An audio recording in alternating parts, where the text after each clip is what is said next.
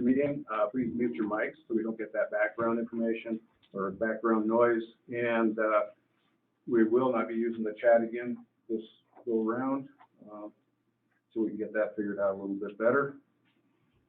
During the public comment period, keep everything to 3 minutes. Also give us your name and your residence address before you speak. First thing on the work session agenda is the council vacancy.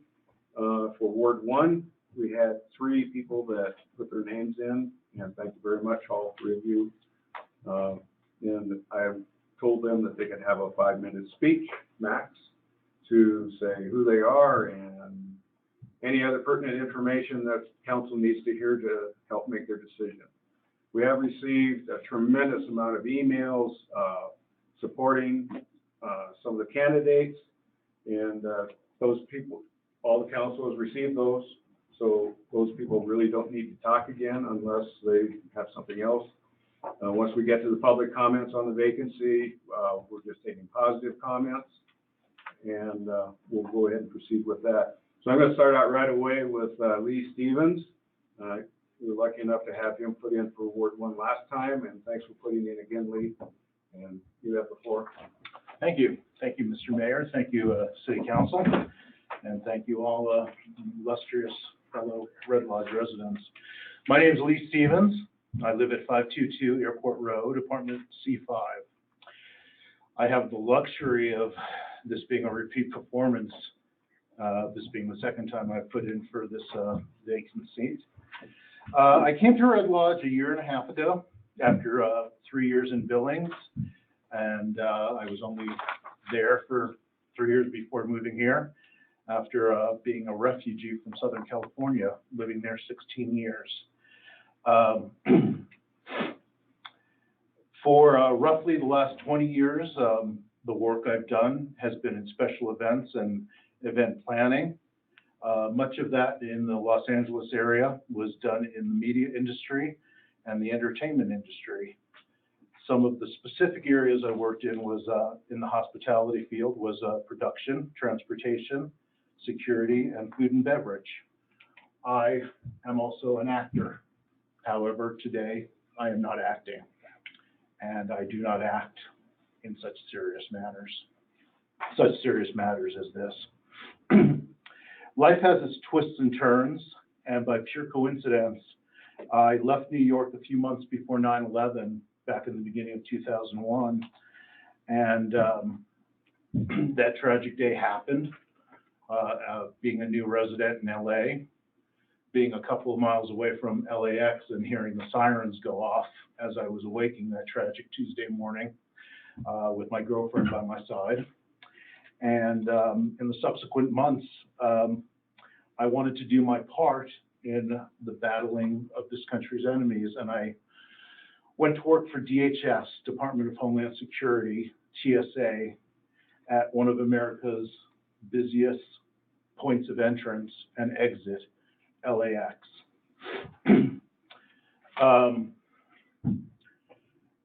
You might be asking yourself at this point, how does this experience that this person has, how does this loan to this person being an administrator for our city? Why should this person, who has been in our city for less than 2 years, he is not a homeowner in this city, he rents. So does this person have a stake enough to be appointed to this council? Well, this is my response. I might not be helping myself by raising these issues, but I want to say it is not so much that aspect as to why I feel that I should be appointed to this position. It is more about my beliefs. And here's some of what I believe. And this is not even a political statement, because rational pragmatism and logic is above, transcends politics. I believe in the rule of law. I believe in justice applied equally to all citizens of the United States. As such, I believe in a strong and full-throated support of our police in working with them, as they are the first line of defense, and they are the mortar that holds civilization together. Does anybody doubt this? I ask you to gander an eye over to Seattle and perhaps go spend a few days in the CHOP section of that city. We certainly do not need to second guess or subscribe dubious intents to every move that these people make in this body of law enforcement. I believe in conservative first principles, and that the thing is a thing. A better political body should be slow to move than to abandon their brains and to rush 100 miles an hour into oblivion. And finally, the age-old adage that the road to hell is paved with good intentions should be shouted from every pulpit, teacher's mouth, and in every boardroom across this land until some form of homeostasis is returned to this nation culturally. These are some of my beliefs.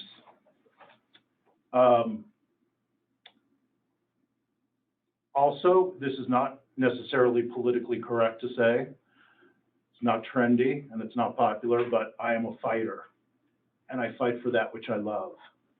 In the year and a half that I've lived in this city and amongst you, I have fallen in love with this city, and I will be fighting for it if I'm appointed to this position. Thank you very much for your time. Thank you, Lee.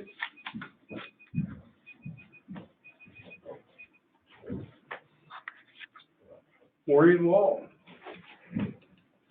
Pardon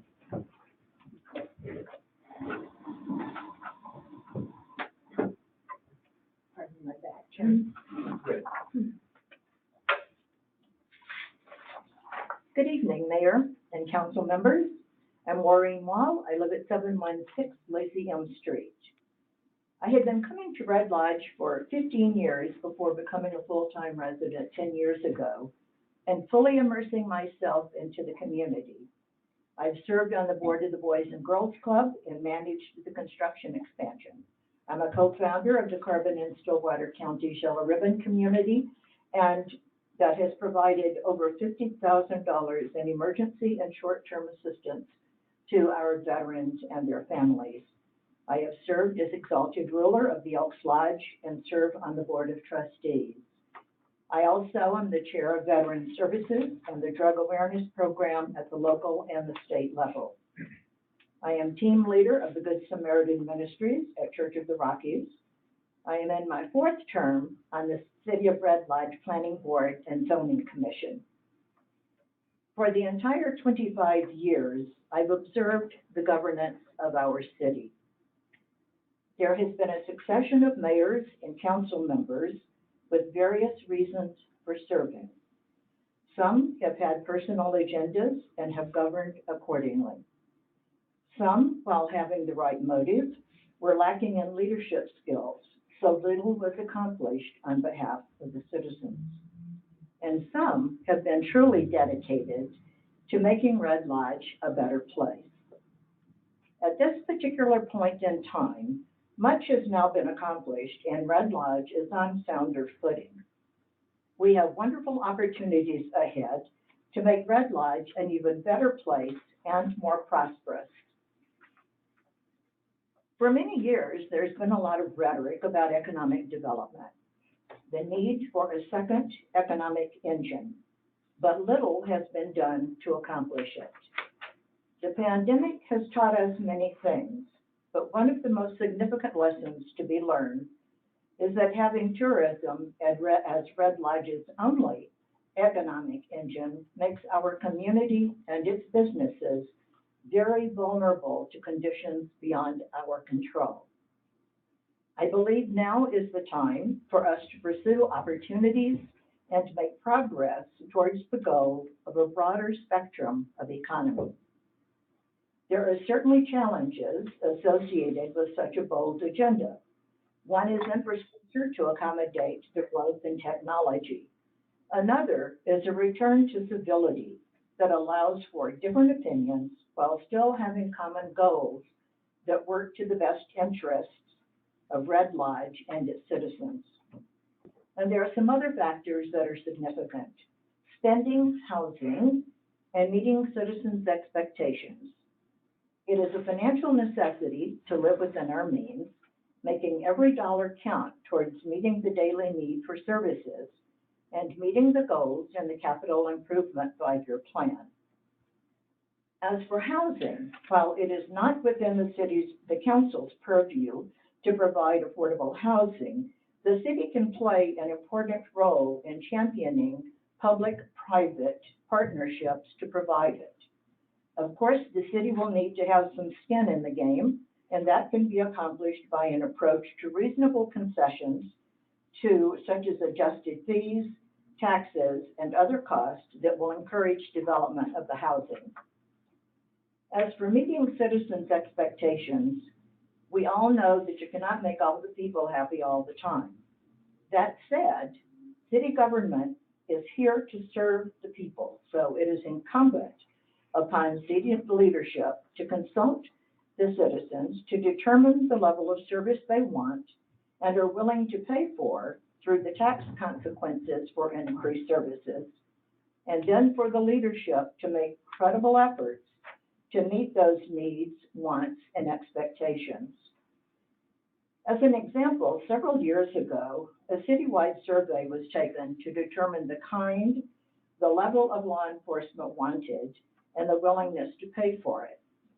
The result was a police department with a greater awareness of the community's expectations and a re-energized police department to serve and protect its community. Having spent 40+ years in business and almost as many years volunteering in the communities in which I lived, I would like an opportunity to bring my experience, leadership skills, business work ethic, and decision-making to the table on behalf of Red Lodge's citizens. It would be an honor to serve, and I ask for your vote in selecting me to fill the seat on Ward 1. Thank you, Maureen. Kelly?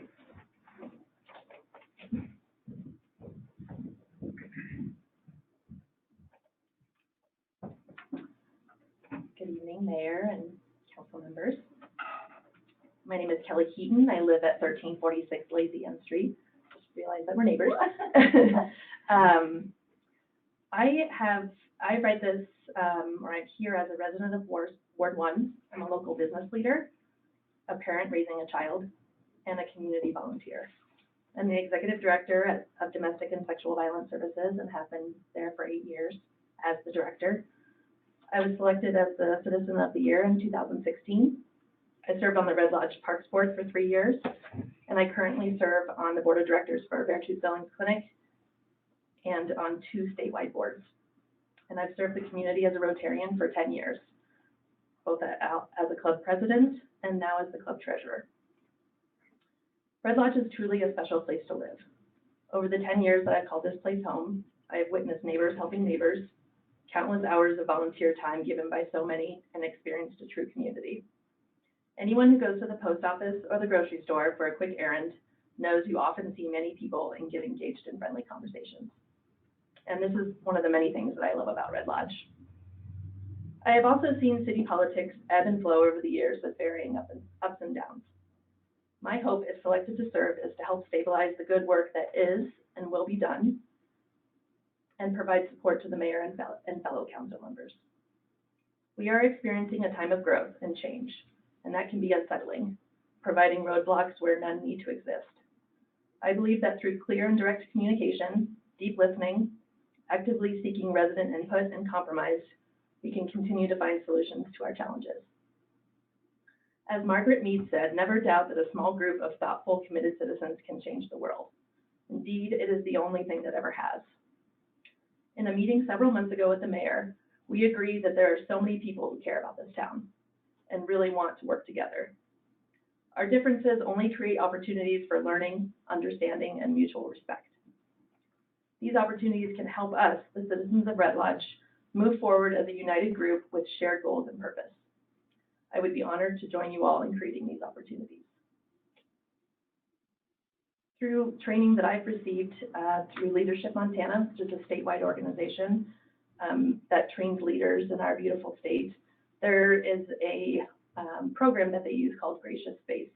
And it really is about how do you convene people together in meetings and how do you come to consensus with people that are different than you and have different opinions than you. One of the tenets of Gracious Space is called inviting the stranger. And that ensures that all voices are at the table when any decisions are being made. And I feel that there are a couple of voices that are missing from this table, from the council table. One of them being working professionals in the community, people that are actively working in this community, and people that are raising a family in this community. And I would be honored to fill both of those roles and bring those voices to the table so that they are ensured to be heard, because the council is about making sure that everyone is represented when making these decisions that affect everyone that lives here in our town. I also believe that my core values of honesty, integrity, truth, curiosity, and love would help serve this council and everyone, all the residents of Red Lodge. I very much appreciate your consideration and ask for your vote. Thank you.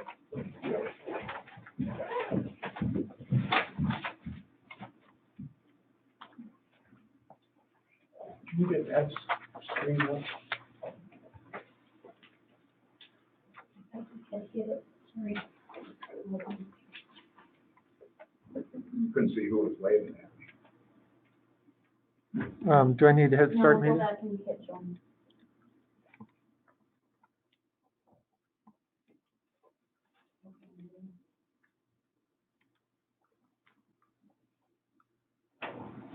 That's okay.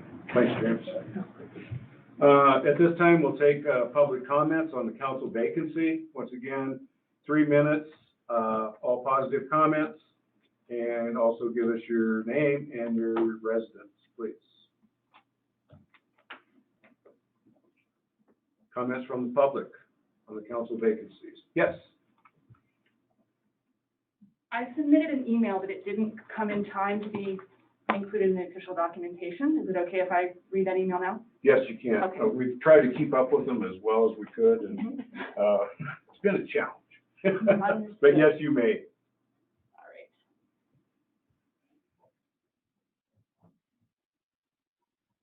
Thanks for letting me speak. My name is Amy Highfield. I live at 801 South Grant. That's in Ward 3. I'm here in support of Kelly Heaton for the Ward 1 position to the Red Lodge City Council. I've known Kelly for almost a decade. Wearing many hats, I'm an executive professional in the nonprofit sector, as she is. I'm a fellow graduate of Leadership Montana. I'm a fellow volunteer, a parent, and she's also my friend. I feel that she brings a varied and a deep set of knowledge and skills to the City Council. In her role as Executive Director of DSBS, she has years of experience successfully managing teams and establishing workplace culture, managing budgets and diverse funding streams, including state and federal contracts, grants, and private donations, maintaining and cultivating relationships with partners, conducting advocacy on behalf of clients and her sector, keeping confidentiality, and operating by organizational values. Under her leadership, DSBS continues to be a very well-respected organization in the domestic violence, healthy relationship, and nonprofit excellence sectors. As a graduate of Leadership Montana's flagship and master's classes, she has become rooted in the concepts and tenets of gracious space, emotional intelligence, organizational and personal leadership. As an alumnus of the organization, she continues to grow her skills and expand her network of other professionals committed to leadership excellence and building a better community through civility, knowledge, collaboration, and dialogue. As a volunteer, parent, and friend, she has offered counsel, wisdom, robust conversation, and enthusiastic support. She's given freely of her time and her talents, and she is dedicated to her family with boundless love.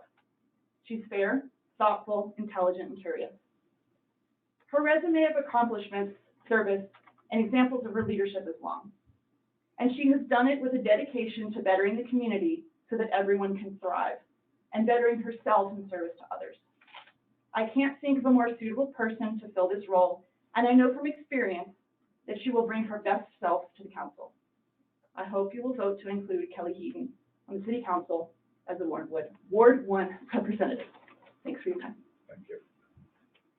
And we have been really trying to keep up on the emails that we've been receiving, and I think we pretty much cut that off at noon today. So anything that came in up until noon has been forwarded to all city council, and just to help you out.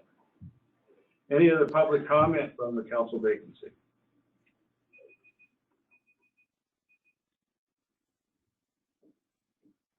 Public comments on the council vacancy?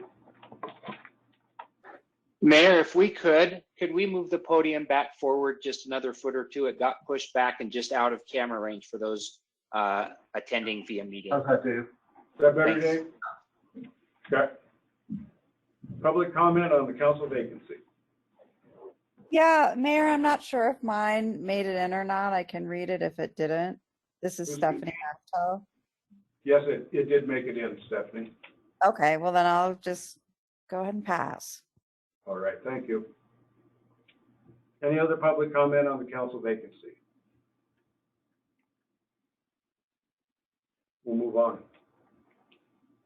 Resolution number 3567, resolution of intent, water and sewer rates discussion. Teresa, do you want to give us an overview? Sure. I'm wondering if I should wait the deeper dive until the meeting, or do you want me to explain it all again now? You could just do a quick overview, Okay. and then we can just discuss. Right. We've read this through a couple times during working sessions so far, and what this is a resolution of intent to annually adjust the City of Red Lodge's water and sewer rates and charges to become effective July 1, 2021, and setting a date and time for public hearing. So what this does is it sets in motion a series of steps that would present a resolution that we would later vote on. But this is meant to replace Resolution 3386, which was set as a water, sewer, and fee and charges schedule over 5 years ago. It was meant to be replaced during 2019-2020 fiscal year. So the rates have not been adjusted this past year, but this gets us back on track so that the water and sewer systems facilities, basically our utility, is able to remain grant eligible. So that's the long shot of it. What it says is that we will adjust, not just increase, but adjust, because well, I'll explain first. We will adjust the water and sewer schedule with using the state published inflation rate that maps to the consumer price index. That's published every February. It would be updated in the city here. It would update our schedule of fees starting every July based on that. So for instance, this year's inflation rate is 1.2%. So we take the last set schedule from 2019-20 fiscal year, and we would adjust it 1.2% starting this next July and for that year. So that's the way it would be set in motion for those adjustments, and it would start this year. We've had the 1 year lapse, and then that actually keeps us above water as far as grant eligibility. If we don't do that, we're not going to have a very strong footing when we go to apply for grants, and we might be found ineligible. That's what it is. Are there any points I left out there? No, I think that touches all the high points. So what's the discussion with council? Dave? First off, Teresa, thank you for all your work on this, and that includes the changes since the last time. I do have a question or clarification on the whereas number 4. And for those who may not have the right in front, just as a quick reference, additionally, the notice of the hearing shall be mailed at least 7 days and not more than 30 days prior to the hearing. The notice shall contain an estimate of the amount of the customer's average bill will change. My question is, as I read that, that sounds like it will be a customized estimate for each customer, and was that the intent, and is that a reasonable burden on staff, or would a sample be sufficient? I don't know how to answer that. Well, we're not doing a separate mailing No. for every user. No, It we- will be one. No. All right. So Send the then I exhibit. would propose then that we change the wording. So rather than just saying the notice shall contain an estimate of the amount of the customer's average monthly bill, that we change that to say a sample bill, so that it doesn't read such that people's expectations will be set that they will get one specific to them. Dave, what are you reading? I'm not. The I'm last not- sentence of number 4 under the whereases. The notice shall contain an estimate of the amount of the customer's average monthly bill will change. So And I we think could say, the notice shall contain an estimate of, or contain sample fee schedules. I think I like an average bill, but I think just rather than saying a customer's average bill, we change that to say a sample average monthly bill will change, or a representative monthly bill, or something along those lines. Which we already have in the exhibit, right? So that's what you're saying. Yeah, there, and that's what was provided, and that's just why that wording jumped out at me. Okay. The second suggestion I had was in Appendix A, which was very well done. On the second to the last page of Appendix A, I'm jumping down, there's a spot where the text says, if my, and my recommendation would be that we just modify that to say a generic third person, if a sample bill and an adjusted bill. So it's the bottom of the page underneath your sample bill. The current wording is, if my monthly water, sewer, and curb stop fee was $91.18, I think we should just change that to say if a sample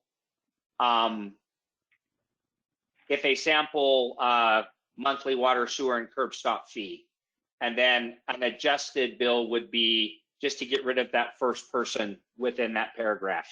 So it's the So I second want paragraph to- underneath the bill. What are you looking at? The sample bill. The sample It's right bill. under the sample bill, second paragraph below that sample bill. If my monthly water, sewer, and curb stop fee currently totals $91.18, my adjusted bill for August 2021 would be $92.25. Water and sewer are adjusted, but not the curb stop fee. Why don't you just put- So I'm proposing get rid of the first person and change that to a generic third person. If a sample bill, then an adjusted bill, rather than my, than saying my or me. If a monthly. Or if the monthly water, Yeah. sewer, and curb fee, just put the, change, take out mine, put in the. Yeah, You agree? yep. And then the last one that I would propose is in the first whereas, where we're explaining why we do this. It says to defray the increased cost of operation, which sounds like a one-time event. And the whole purpose of this is recognizing and acknowledging that they are continually increasing. And so I would just recommend changing the word of increased cost to increasing cost, just to clarify that the reason we're doing this is to have a living program that keeps up with the changing costs. Okay, now where are you looking, Dave? Very first whereas at the very, very top. And then I'm done, I promise. I kind of did those in the order that I thought they were the most significant. So So what do you want to change in the first whereas? the word increased to increasing cost.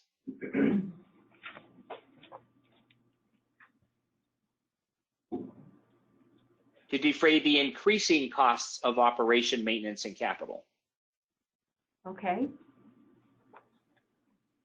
I think And like I got said, thank you for doing all the hard work. It's much easier to edit a word or two than it is to come up with this massive document, which you have done a fantastic job of. So the one that you asked about last time, Dave, was changed. I noticed, and thank you. Okay. Okay, so you're okay with that one now, the second to last? I am. All right. Good. Yeah, those three minor suggestions are just one guy's input. If the rest of council is okay with those, good. If anybody has objections to any of those, we are a group, and I welcome differing viewpoints as well. I'm just trying to help improve. Yeah, so Dave, you did say that I know you had a question that you followed up on after the last discussion and, or the last review of this, and you asked about the curb stop fees. I hope it's been clarified and it's clear that there is no increase in a curb stop fee. It was, and the other part of the question actually had to do with the non-service receiving. So we have some folks that are paying a minimum water bill that they receive on their tax statements. And I did not see that reference in here. And so my understanding is that will not be going up, but we can save that for the discussion, or maybe even when we have our public hearing. But it wasn't the curb stop fee, it was those empty lots that are paying a minimum. Are they included within this? Because that minimum is a set dollar amount. It's a capital expense fee, Dave, and no, it's not included in that. Right, and that was my understanding that I had reached out to Teresa about previously. So again, thank you for your efforts. Any more council discussion? All good on this? We'll carry it forward onto the regular council meeting then in about a half an hour. Let's move on to the agreement with Interstate Engineering for design construction of phase 2 of the pool.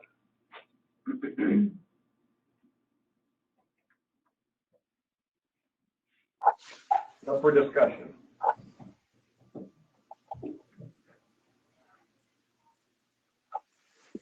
Discussion, council. Mayor, Yes. I would like Mr. Bloom to pull, I know he's here and pick up and see if we can get this, on the road, this whole operation.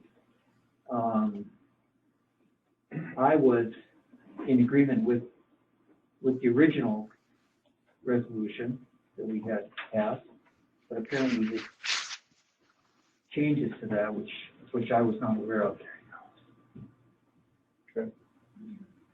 Any more discussion with council? Just give an overview of what's going on. Yeah, Dave? Mayor, I'd like to echo Tom's comments. From my perspective, the council passed resolution 3568, which was very intentional in its wording, and it acknowledged the fundraising and the need to include some specific elements within that to ensure our fundraising. And we did that within the second whereas of the resolution itself, where we articulated the bathhouse, a splash deck, and a water slide. And we talked about that in fact that study would be paid for with money that had already been pledged, with those as if not conditions, certainly of interest to those providing that support. And at that point in time, the previous Fort Shoreham agreement that was given to us in conjunction with that stated the city agrees that and in fairness, it says that a phase 2 engineering statement is necessary. But I think the presumed conclusion of myself and other council members was that the agreement that provided to us was the agreement that we were authorizing the city to move forward with. And that was very specific and detailed and addressed at that point 2 alternatives for the bathhouse, including an option for renovation and one for replacement. And it was my understanding that that time was pretty significant. So this time we have a new agreement. It's significantly different. Some of them are probably just additional, and it includes now, oversight of phase one, which is probably not really material to the discussion. But there's some of the other elements that I'm concerned are material to the conversation, specifically the comments about the bathhouse. Now it just says changing the fixtures. And I guess my concern is that we risk losing some of the funding that we understood was in front of us, which caused us to move forward with this approval. And I don't want to suddenly put ourselves in the position of losing some of that significant funding. And then there were some other things that are probably not deal breakers, but I think they're discussion points. One of the things that was specifically discussed was a water slide that was to the tune of $15K, and that's now been replaced in the new one with a slide tower, which is $100K. And so that's an $85,000 difference that I'd like to understand. Is that something the city will need to come up with? Is that something that we are going to charge the committee with raising those additional funds? It was a significant change to kind of come out of the clear blue sky. So I guess that the bathhouse is probably my number one concern, but I'd like to understand and make sure that we have the support of our pool committee and those who are doing the work and hitting the pavement to help the city pay for this. I want to make sure that we're not frustrating their efforts, because I think they're doing us a good service, and I don't want to ruin that. I'm gonna have Jim, call on Jim to have him clarify some things. Okay, I just want to clarify some of what's happening here, and then there's a misunderstanding about what this phase two engineering is doing, and the only thing we changed on, moving forward with the phase two, is that we're not going to do a $20,000 feasibility study, which we already paid for in 2018, which included the bathhouse, the splash pool, and the slide. Back then, when they did a very good study, which was before we even closed the pool. We knew this was coming, and they gave us the three options of what to do. So for several months, I don't know how many public meetings we went through, we came up with going with the option B, which was to build a new pool at the existing spot, utilizing the existing building, expanding with the splash park and a pool and a slide, and move it into two phases. So we got the engineering going on phase one of the pool. Midway of getting that done, we got stopped again, because now we're going to build an indoor pool with the high school involved, and we're going to have a year-round pool. Several months, 8 or 9 months later, they found out that to run an indoor pool of that would cost $400,000 a year, and they dropped that like a hot light bulb. That was a done deal. We're 8 months behind. We move forward. We get the engineering on phase one. Our fundraising committee come to us and said, well, we need your, commitment from the city that we're going to move forward with this pool. Now, we've invested $158,000 in engineering at this point. We've gone out to bid, we've got a bid, and then they all of a sudden, well, we want to move with phase two. Well, phase two is part of the original bid.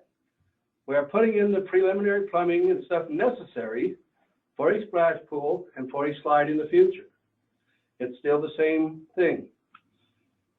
Moving forward with this phase two, I met with the engineers, and there's no need to do another feasibility study. It was all done the first time on the building, the sound of the building, what we can move forward with. Part of this phase one is building a family changing room. The way it's working out, the family changing room will be more operational by the people running it, because it does face, the door faces the street, not the pool, but it will be within the fence post. But the only way you get to the pool, the family changing, is with an adult with the key. If you have a family, you want to bring a family in, you get the key, you go in, you do your changing, the key goes back, the door locks. No one's allowed in there without an adult family deal going in there. It's not an open extra restroom, it's not anything like that. It's a family changing room. We've solved what was considered as one of the kind of a dangerous thing with the kids going in and out by the street, nobody's watching them. That's not going to be a problem the way we've solved this the way it's gonna be operated. So when we move into this new, short-term agreement with, Interstate Engineering, it says right in there that the City of Red Lodge Phase 2 aquatic facility, 100% design and construction. Well, option B of the aquatic facility elevation report prepared for the council in 2018, which is the splash pool, the splash park, whatever they call it, the slide, and if you go to the second, the additional services. Available funding provides 100% plan to specification for the minor reservations and updates to the existing bathhouse, fixtures including toilet, sinks, etc. The minor bathhouse renovations exclude any and all work that may require architect. Renovation is not, we're not going to tear it down and build a new one. We're going to go in there, and part of this we've talked about, and we haven't had any real plans come forward on this, but about putting new fixtures, new showers, shower stalls instead of just the open wall showers, redoing the office. That's all part of renovation. Renovation does not take an engineer. It takes planning on what we want, how we do it, new covering, floor covering, painting, fixtures. It's just a matter of renovating, we're not reconstructing or changing the design or any structure of the building. It's in Phase 2's deal. It will become part of it. Now, as it moves forward, there may be more things get done through this Phase 1 with the renovation, or there will be things we want to change up when they get the design of Phase 2. Phase 1 is going to start this year. The pool ain't going to be open next year. You're not going to build this pool in one construction season in Red Lodge. We hope that by the end of next year it will be ready, but in that time we can get Phase 2 designed out there, out to bid, and in this meantime, while they're doing Phase 1 and getting started, we can talk about these things, what renovations we want, what do we want to see changed, but it's not going to change the structure of the building, because the building is already consumed in the fact that part of the building is used with Phase 1. A lot of the plumbing, a lot of stuff is already in there is going to be utilized with Phase 1. But the addition of the family changing is the only major structure that's going to happen in that building at this time. Renovation is not what will happen, can happen between the two phases. But we have not made any design of all the renovations. There's a lot of things can happen to change it, but it's not a major, we're not going to do any structural things to the building. It's a sound building. They determined that in the first pool study. We don't need to pay $20,000 to have them look at it again and tell us, yeah, it'll work. We just need to move forward. We've been 4 years doing this. We could have been building a pool last year without all these stops. I don't want to stop. I want a pool. I want an operational pool. And it can happen. And these things, the renovations can all become a part of this. If the Phase 2 is not going to be designed and ready in a couple months. It's not going to be ready by the time they start building the pool. We're looking 6 or 8 months down the road before it even go out to bid. I know how this works. It's not going to happen it's not pre-designed. It's not something that just, it's not a cookie cutter deal. It'll come to us, and in that meantime, we can work on the renovation, what we want to see, what we want changed in there, we definitely want a more friendly, prettier, nicer, cleaner. That can all happen with the way it's going in today. With this contract we have with them, it's part of it. It can all work. It can all be, there's room in there for changes should we decide we want to do something a little more, but it won't be a structural change because the pool building is already part of Phase 1 in the plumbing that will make the pool work. So I don't know what the uproar of the bathhouse deal is. It's in there. There's a certain amount of it's going to happen because when they take the old plumbing out, it's going to require some of the new fixtures, some of the new plumbing will happen anyway. And in that meantime, the pool committee and the people can come up with their ideas, what they want to see, how they want to see it happen, but it can all happen without any more slowdowns or anything. We can move forward with this contract. Phase 2, they can start designing it.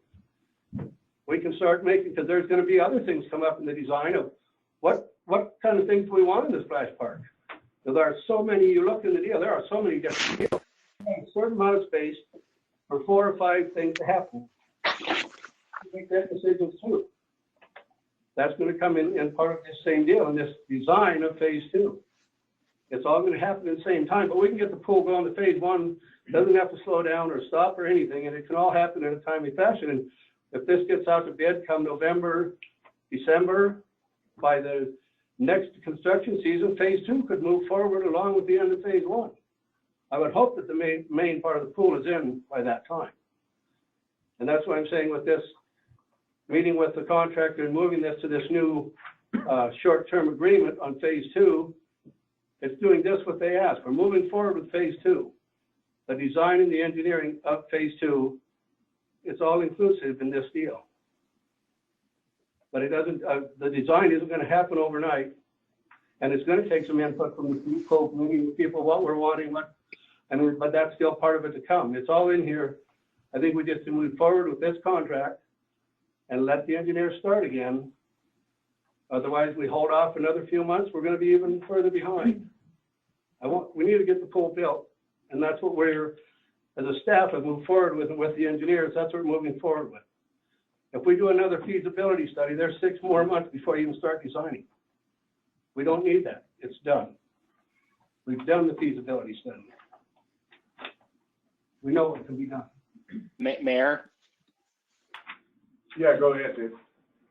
Jim, I agree completely that we do not need to do another feasibility study, that we've already covered that. That was not my understanding of what we were asking for.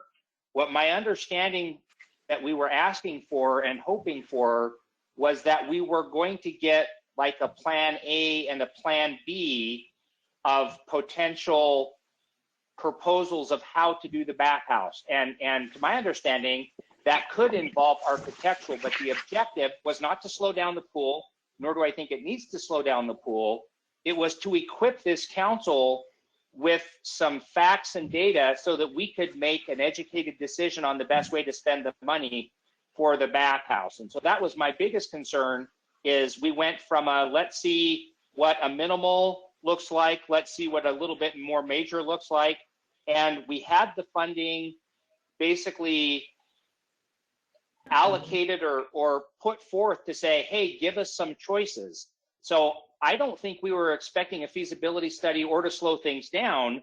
We just wanted to have a couple of different cost estimates of, you could do the bathhouse this way, or you could do it that way.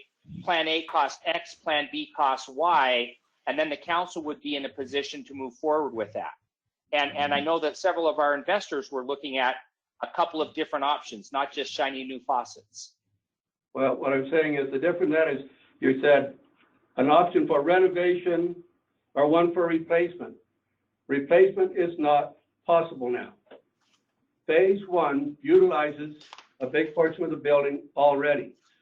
We can't tear, if we decide we're going to tear down and replace it, if you want to wait for that, then let's stop the construction now and wait, because part of phase 1, this building is utilized for a lot of the plumbing, a lot of the necessary for that. So if you're going to talk about replacement, then we need to stop now and we'll start over. Or we pass that on as variables that they have to take into account. Any proposals must then take into account the existing foundation, plumbing, et cetera. That's why it's called renovation, not replacement. We can take the word replacement out. We can do all kinds of decisions on renovation. Replacement is not an option at this point. I agree with Dave. Most of what Dave says on this subject, but I would like to hear from the pool committee on this issue right now, so we can get this thing solved. Al. Thank you, Jim. Mr. Mayor, Councilman, and Jim had a conversation just before this meeting, and so I'm not too surprised. We are not asking for a delay. We want to have you approve that document tonight. The issue is, for us on the street when we're raising money for this, is to have a clear clarification of what phase 2 can and could be. And the document is presented there, it's vague. It refers to a feasibility study done in 2018 that has no current numbers. In March, you approved 3568. And with that, there was two documents. One was for phase 1 construction, and the second one was for phase 2, which was to review cost analysis for the various options in phase 2. So we would have a document in front of us at a timely manner so that the council and the staff could make a decision budget-wise. We do not have an infinite amount of money that we can raise for phase 2. At this point, we have $914,000 in cash for commitments. Over $500,000 of that is committed at this point to phase 2. Our primary donor in that group is interested in the pool house, and he would like to see some options and some numbers. All we're asking for you to do is to take those items that were in the original one that you added and put some specificity in the document you have now, which is do a cost estimate for phase 2, some real hard numbers. I understand in the B, it talks about renovation of the pool, but there are no numbers, and what numbers are there are 2018 numbers. And so that's what we're asking for, is to take what you approved and insert it in your current document as amended and approve it tonight. We do not want to delay. We do not see this study delaying. We do not see this additional addition of this number, and Brent is online and he has already prepared the revised document. We do not see it at $20,000. It's just a clarification, because we're on the street. We get the questions. And this we can say is, look, the council has approved phase 2. They're doing a study to get some real numbers so that at the appropriate time, we can make an educated decision. If the water slide, if we thought that, for example, the splash deck might be 95 to 100,000 based on 2018 numbers, okay? With the additions of the ideas that the staff has come up with, that splash deck may be more or less. So, water slide. Very funny. Sorry? We put a water slide in there. I've come to find out that maybe the tower is better, but that goes from a $25,000 number to X. It could be 100. I don't know what that number is. I need to know that number. We talked about the pool house. I don't know what the number is. We're not talking really realistic about tearing it down. I mean, that makes no sense, but we can modify it, rehab it, maybe add something to it. What's that number? That's what we're asking you to put in this document. I appreciate your attention. It's been a battle, and we just need clarification. With the phase 2 engineering, that's what they're going to produce. It's not real numbers. Well, it's not clearly stated. That's what I'm saying. Clearly state what we're trying to do. Thank you. Is it my understanding that Brent has an updated document that articulates that what we're looking for is a cost estimate? No, we don't have a document tonight.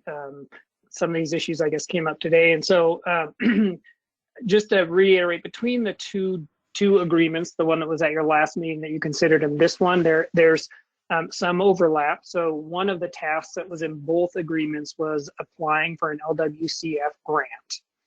Just to be clear, and that's $8,000 is the estimate for that grant application. That's in both of the agreements. So when you take 8,000 away from the 20,000 original, the scope of work in the first planning document was $12,000 to update the plan. And as a part of that, 5,000 of that would have been an architect that would have looked at the two options, which were outlined in the original phase 2 agreement as proposed. The rest would be looking at whether or not, what type of slide was going to be built, and whether or not the splash pad, what size the splash pad would be generally. Would it be 4 features or more features?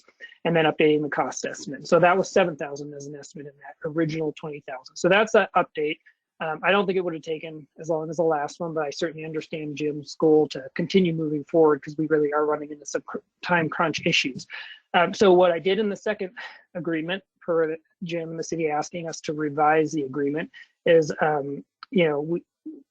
I assumed 20% roughly cost increases from the original study for the splash pad and the tower water slide. And so one of the first things we do is we do a cost estimate update as a part of the agreement that's before you tonight. That assumes roughly probably a 20% increase in those items.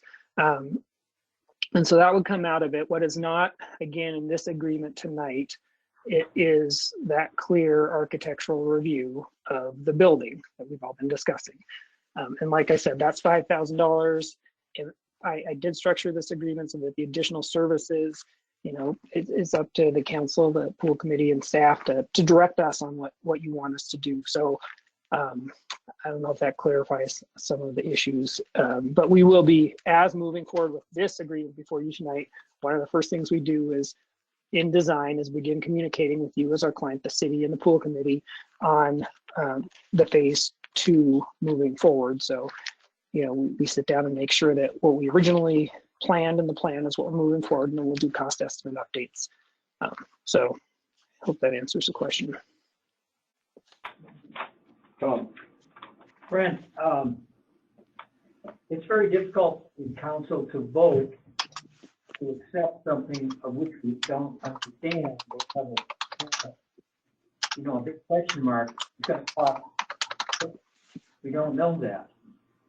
And I'm sorry, I didn't. I understand why it's difficult to project these costs.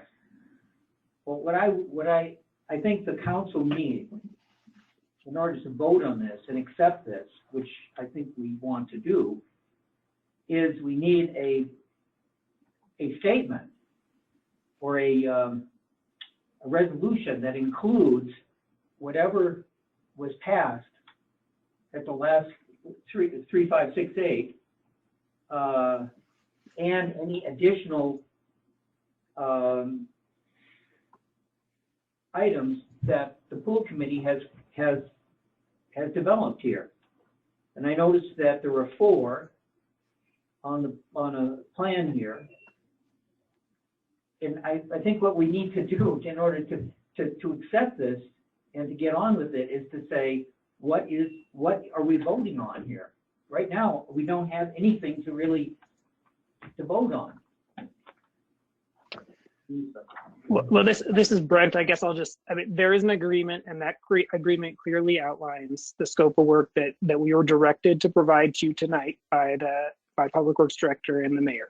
That scope of work clearly is moving forward with phase 2 design as approved by the City Council in the original plan. That's clear. So that means we were directed to put together an agreement for the splash pad and the tower water slide. So that means designing it, bidding it, selecting a contractor, and then moving on to construction. And doing that concurrently with phase 1, which has also already been bid and awarded. So they would occur concurrently. I think that's pretty clear. There's also point 6, which is applying for a Land and Water Conservation Fund grant. Again, I frankly, I think we're all pretty much on the same page. We're just not necessarily agreeing that we're on the same page.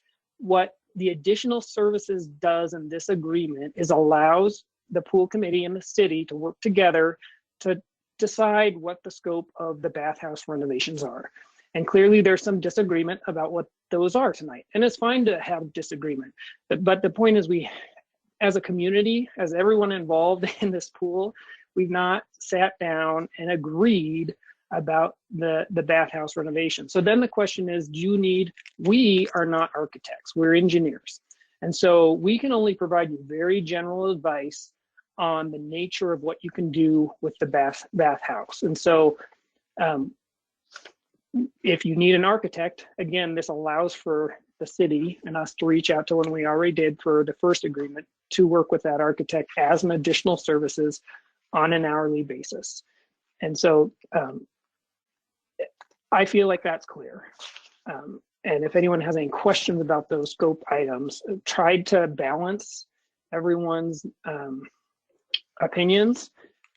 And of course, I hope you all can come to a consensus on what it is that we're doing. But moving forward with phase two and leaving the door open for additional discussions on the bathhouse renovations is what this scope of work says. Okay, it's 7 o'clock. It's time to start the regular council. Stand up and say the pledge. Lee, will you lead us in that pledge? Certainly. I pledge allegiance to the flag of the United States of America and to the republic for which it stands, one nation under God, indivisible, with liberty and justice for all. Sorry, I forgot to do that. Okay. No routine. Roll call, officers, please. Larson. Here. Kelly. Here. Lyman. Here. Mahan. Here. Westwood. Here. Whistler. Here.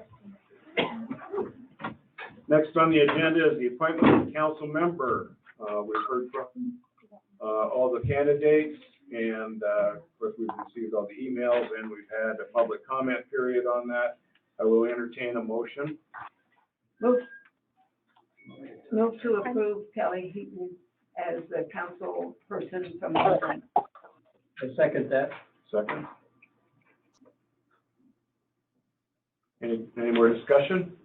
Mayor, I move to appoint Maureen Wall as a council member for Ward 1.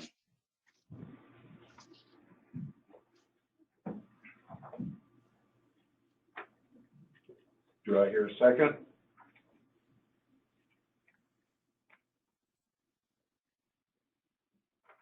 Any seconds? Any other discussion?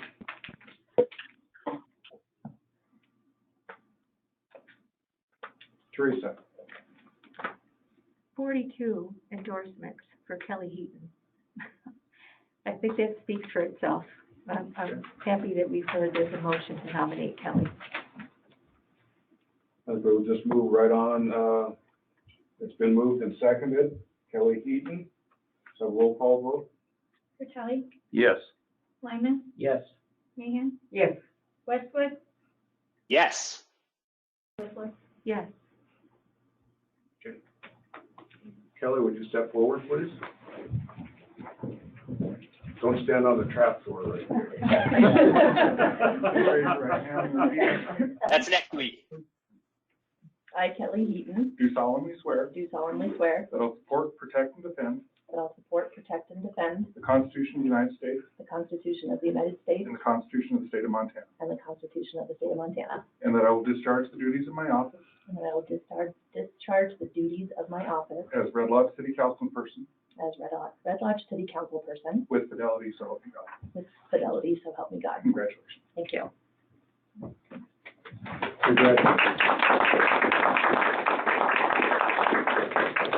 Thank you, Lee, and thank you, Lori.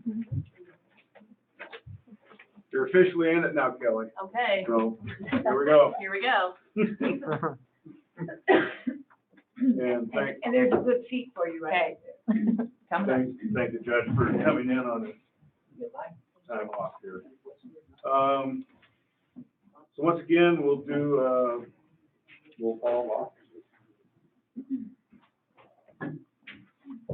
Fratelli. Here. Heaton. Here. Lyman. Here. Mahan. Here. Westwood. Here. Whistler. Here. Move on to the minutes of March meetings.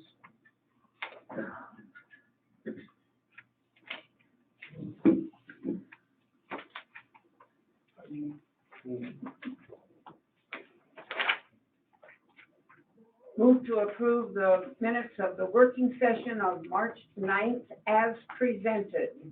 Second that? Second. Discussion. Roll call. Fratelli. Yes. Heaton. Yes. Lyman. Yes. Mahan. Yes. Westwood. Yes. Whistler. Yes. Move to approve the minutes of the regular session for March 9th as presented with attachment. Second that. Second.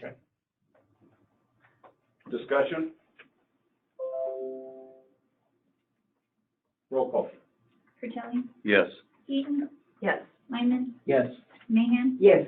Westwood. Yes. Whistler. Yes. Move to approve the minutes of the working session for March the 23rd as presented with attachments. Second? Discussion. Roll call. Fratelli. Yes. Eaton. Yes. Lyman. Yes. Mahan. Yes. Whistler. Yes. Or sorry, Westwood. Westwood, yes. Whistler. Yes, yes. All right, thank you. Warrants payable. Councilman Tom Lyman and I signed off on the warrants payable earlier today for a total of $122,365.38. The predominant warrants were for Republic Services, $37,067.34, which continues to be high. Northwestern Energy, $14,049.41, which continues to be low, thanks to the new streetlights on Broadway. A total again is $122,365.38. Move to approve. I move to approve. No, second. Okay. Any discussion? Tom, did you have something to say about them? Just that things look better in a lot of areas, particularly the electric bill for the city. It's Thank you. very encouraging. Roll call. Fratelli. Yes. Eaton. Yes. Lyman. Yes. Mahan. Yes. Westwood. Yes. Whistler. Yes. Thank you. Everybody's received the officers' reports and reviewed those. Any questions for our officers since they're here?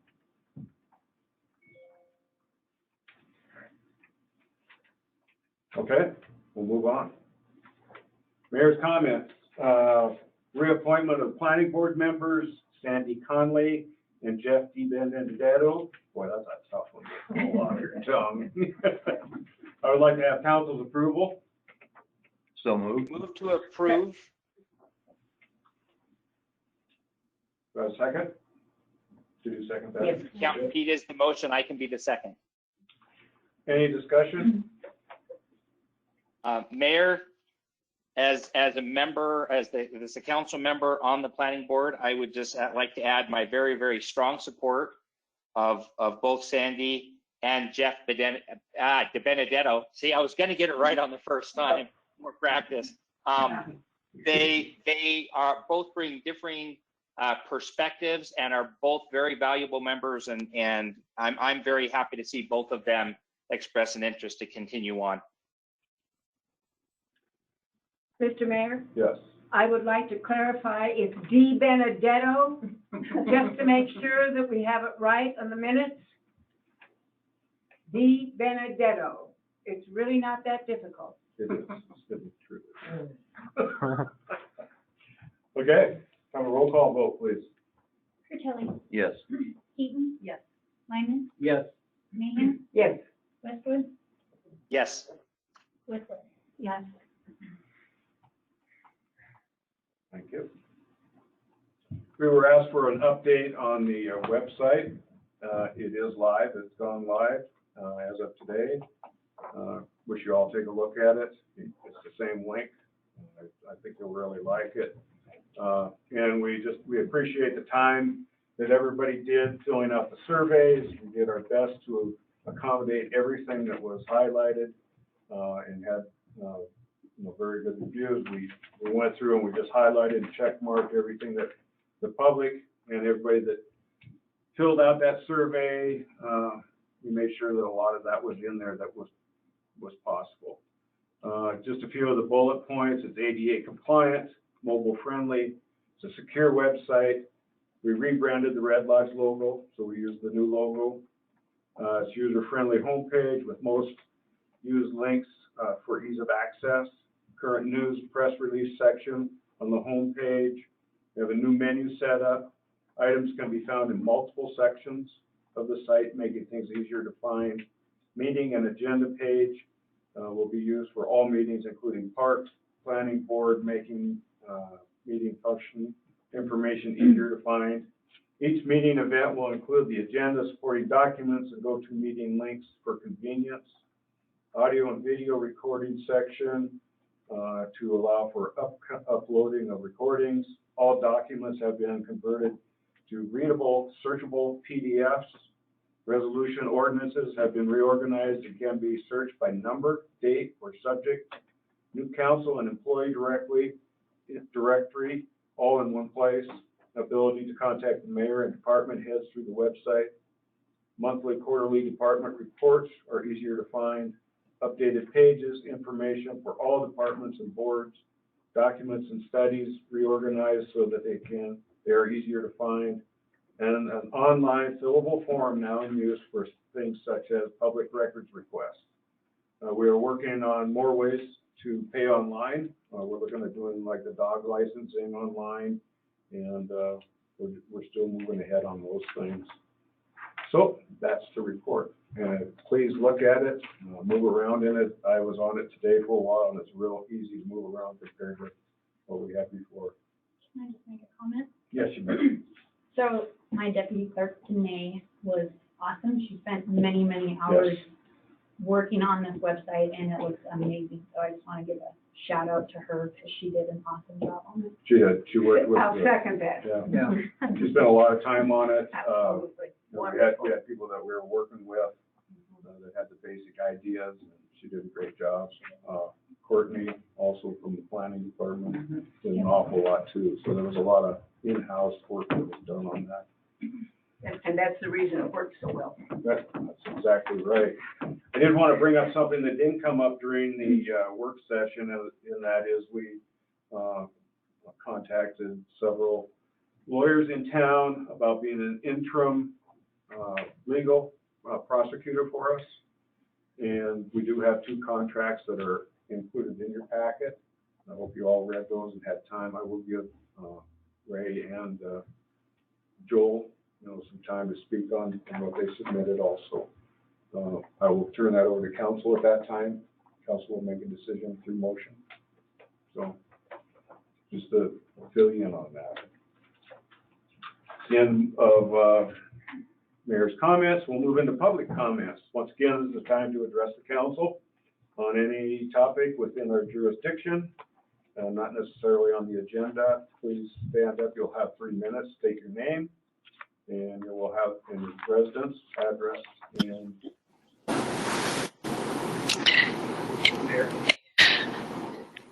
Hello. Lee Stevens, 522 Airport Road, Apartment C5. Ms. Heaton, let me wish you congratulations. And as one of your constituents, let me be your first constituent to make a comment to you. In addition to the congratulations, let me ask you to, with all due respect, please do not forget that oath to the Constitution, particularly the Second Amendment, the First and the Fourth. And during this term of yours, please, I ask you from the bottom of my heart, do not have a go at these brave people who protect and hold our civil society together. Be on their side and not against them. And please never second guess them in their work. Please stand behind them. Once again, congratulations. And in the next few weeks, while I have time to decide, I may just take up the challenge of running against you for the general election. And I may beat you come next November. So, oh, additionally, there is one other comment. I remember back during your speech, you were talking about the meeting of diverse opinions. I would love to be one of your first invitees to that type of forum, if you could put that together. Great. Congratulations again, Ms. Eaton. Thank you. thank you, Lee. You're welcome. Terry, I'm just gonna kind of go down a little here. Go ahead, Terry. Hello, my name is Terry Durbin. I live at 212 South Hagen here in Red Lodge. And as I did last time, I think I'll read off of this to make sure I don't go over the time. So first of all, I'd like to thank the mayor for adding the update on the city website project to the agenda this evening for my request at the last meeting. So thank you for doing that. And then I have a couple of umbrella issues I'd like to make public. The first one would be regarding the city council meetings. So last meeting, Dave Westwood said that per the city council rules, a city council member must be physically in Red Lodge to vote on city council issues. To me, this seems unnecessary and kind of antiquated for the 21st century, given we have video and audio conferencing options available. In fact, most of us are connected 24/7. I understand the planning committee has already changed their policy. It would be best to address this issue soon, given travel in general is easing up. We have important issues that will be voted on, and we need 100% of the city council engaged. So my question is, does the city council have plans to address this issue? And then I have another issue under this thing of the city council meetings, and I'm strongly recommending that the mayor publish the city council agendas on the first and third Tuesday of the month, which would be alternate weeks to the city council meetings. Posting on the Friday with the expectation that the public will have enough time to properly review, on average, a 65-page PDF file by Tuesday, I don't believe is reasonable. And it's also difficult then to schedule time with the council person during that period, since the council is busy preparing as well. This will require advanced planning, I realize that, but I can't imagine this wouldn't be a benefit to all involved. So I hope you consider the change and you talk to the mayor about it. The next issue I'd like to bring up is I'm curious as what the status and the timeline for public budget discussions is. And it seems like it's that time of year. It's my understanding that Red Lodge received COVID relief money and possibly money associated with the stimulus bill. I've heard a number of around $700K. I'd like to see the mayor and or the city council publicly discuss how much money, the sources, and the timeline. In addition, what public conversations are planned to ensure that the city makes informed decisions on how to spend the taxpayers' money wisely. And then my last issue that I would just like to bring up in a public forum is, what are the plans to address Jamie Caparelli's sudden resignation from the city council?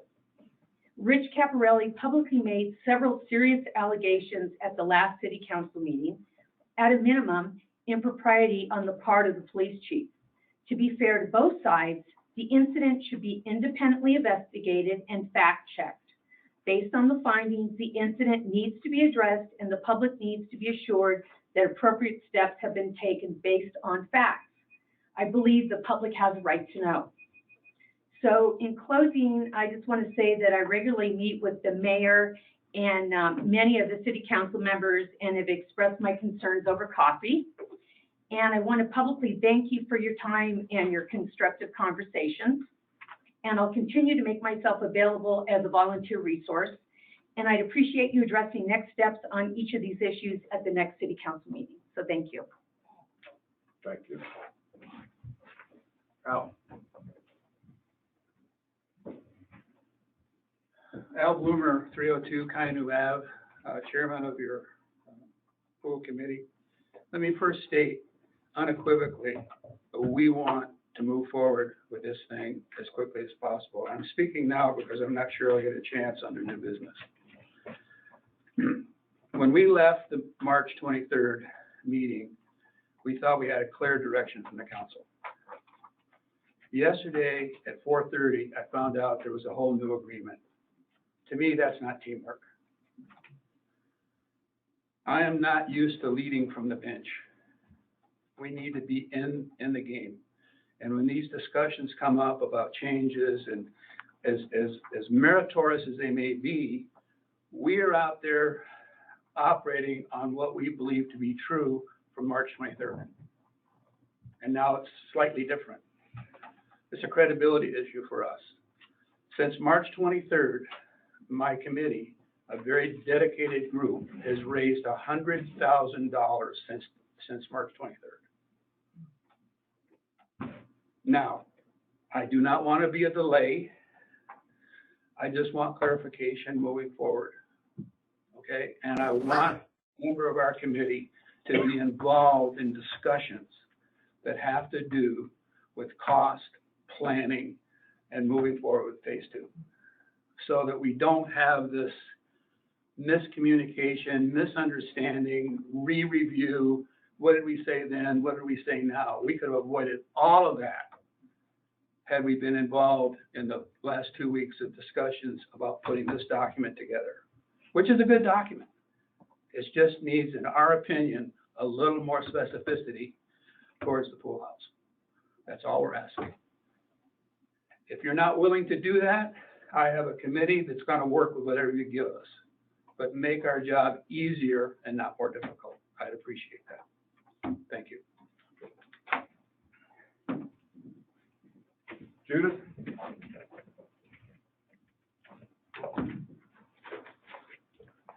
Thank you. I'm Judith Gregory. I live at 3 West Fork Draw outside the city limits, but I'm on the pool committee. I'm the vice chair and have been very involved in the fundraising, which I think you know has been very successful. There was something I wanted to clarify that Jim mentioned. Right now, and I'm quoting Brent, the documents show that phase 1 is to be completed in June of 2022, not as Jim assumed at the beginning of 2023. We have been telling all of our donors that this pool is going to be up and running by 2022, and that is our goal. We also are very concerned about phase 2. We have raised over $500,000 for phase 2. The people that have come forward with this money do not want new toilets and new sinks. I'm sorry. They want a new bathhouse, probably within the confines of the current one, maybe with an addition. We on the committee saw a serious problem in the design that still exists with the family room. As Jim said, it's a room accessed only by the outside with a key. Doesn't make a lot of sense. So someone has to get a key, go into the family room, change, and return the key. It necessitated building a fence around the whole area so they couldn't go in the family room and get into the pool. We assume that if we have a new design for, and that room cost $100,000. If we have a new design for the pool house, we could incorporate the idea of a family dressing room without having a room facing the exterior with a key and a fence. And that is one of our goals. And to quote, I want to quote Brent. We were been texting with Brent. Where is it? No, I can't get his message, but his intention and our intention is that the phase 2 would also be completed in 2022 and can be done simultaneously with constructing the pool. That's why we want the language to be very clear as to what the charge is, and the intent of this council is to try to get a phase 1 and phase 2 so they would be ready by June of 2022. And that's what the study is all about. Is that possible? And we want to keep our donors happy, especially our major donor, who I said will not be happy with new toilets and new sinks. So we ask you to amend the language to the proposal. I think Tom has some language for that, and make it very clear that we're behind the bathhouse, we're behind a 2022 opening, and with a refurbished and new bathhouse for our kids and the rest of our community. Thank you.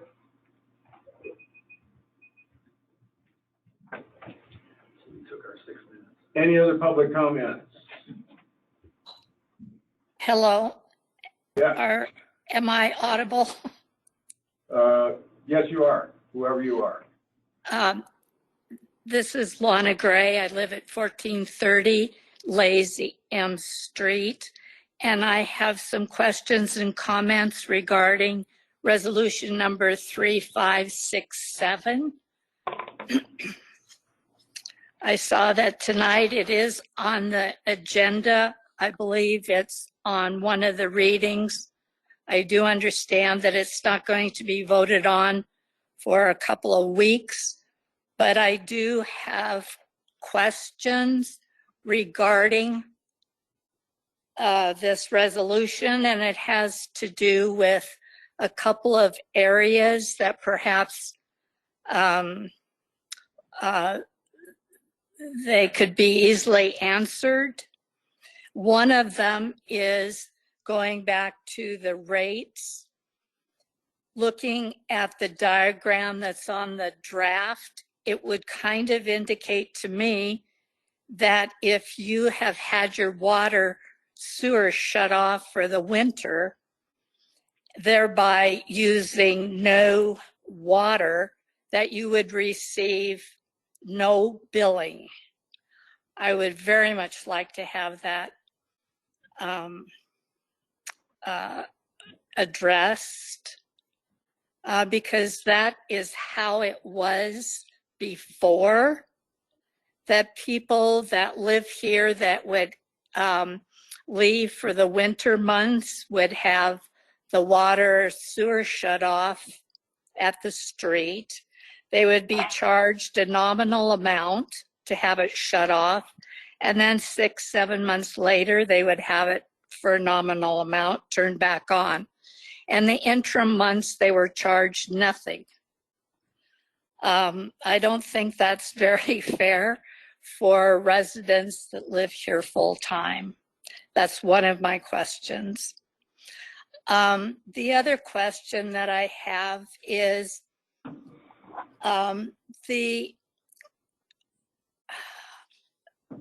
having these automatic annual increases. I understand as a policy that makes it very easy, but I really question what kind of accountability gets put into this kind of policy. It kind of reminds me, if you will, of the cemetery district. The city paid for the maintenance of the cemetery, and I know that there were issues about that. So we now have a cemetery board that has an automatic base. That base is increased every year, goes on my property taxes. I don't begrudge that, but at the same time, there's no accountability. What are they using the money for? Do they need more? Do they need less? You want to wrap up, Lana? You're 3 minutes. Okay. I'll follow up then with, I guess, someone at the city that could address some of these additional questions I have. Thank you, Mayor, and thank you, City Council people. Thank you. Can you hear me? Yes. This is Stephanie Naftel, 1101 South Adams. I just wanted to say you had a bunch of people in the chat saying they supported everything that Terry Durbin said. And so I just wanted to add that I also very much support what she said, what she was asking for, accountability, follow through, all of that. That's it. Thank you. Thank you. Any other public comment?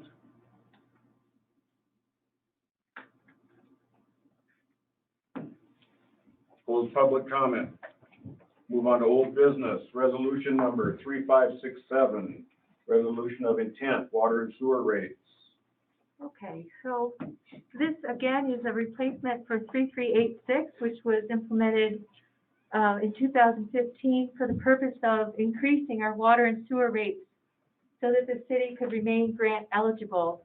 Those rate schedules were designed by Great West to bring the city of Red Lodge rates up to a level that proved that there was sustainability of the water and sewer utilities. If we can't keep those rates adjusted with the cost of consumer price indexing and inflation rates through time, we will lose our grant eligibility. So, Lana, I think I can answer a couple of your questions moving through this. The resolution for number 3470 addressed, I think that's the right one, addressed the payment of fees even when water is shut off on seasonal utilities. So that is not addressed in this resolution. It has nothing to do with it. This is an adjustment of the water rates and fees that were meant to be increased and adjusted yearly, and that did not occur in the fiscal year 2019 and 20. And we need to pick back up where that failed to carry forward. This is a different way of modifying and adjusting those rates based on the Consumer Price Index in Montana and published each February. As what we'd be using is the inflation rate as that modifier.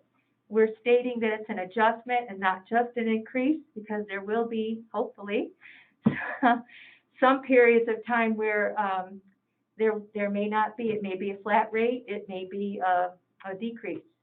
If you look at the table and the exhibits, it does show that there was a negative adjustment rate within the past 10 or 15 years. So that's why it says adjustments and not increases.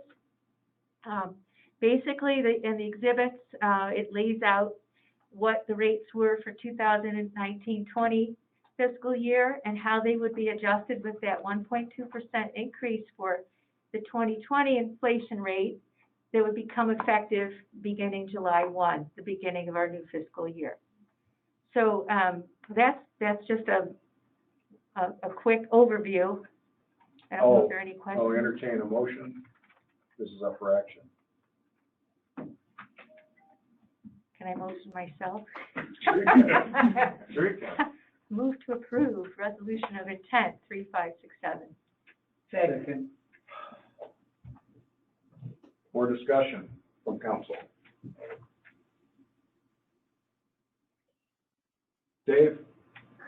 Mayor, I'd like to request that Alderman Whistler modify her motion to say, to include with the 3 proposed amendments.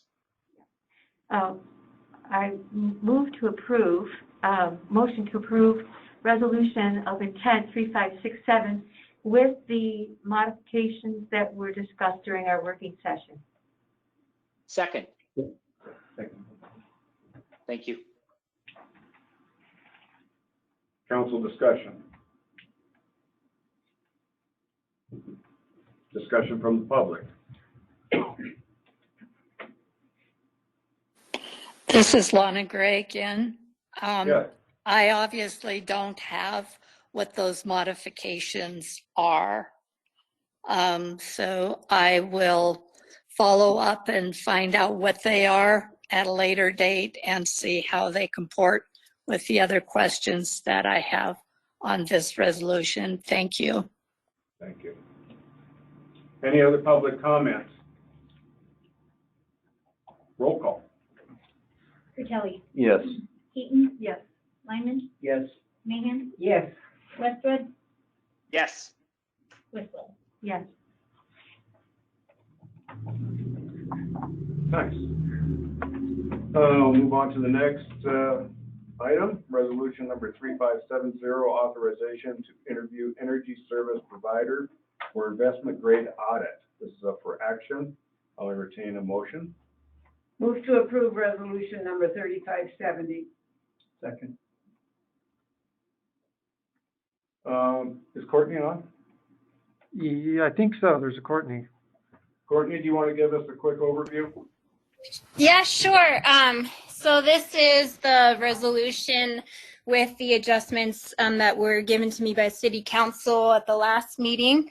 And so this is to go forward with an energy performance contract in the future, which is something that our Energy Corps staff member and Sustainability Board has been working really hard to move to really help Red Lodge with its goal of reducing its emissions by 50% in 2040. And so an energy service provider is a company that will help us get there. And the first step is with an investment grade audit. So this resolution is just support from the City Council that we can move forward with interviewing our energy service providers and start taking our steps in negotiating a contract to do an investment grade audit.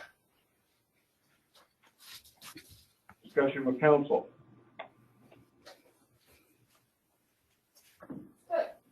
Any public discussion? Roll call. Kelly, Yes. Eaton, Yes. Lyman, Yes. Mahan, Yes. Westwood, Yes. Whistler. Yes. Thank you. Move on to new business, agreement with Interstate Engineering for design and construction of phase 2 of the city pool. This is up for action. I'll entertain a motion.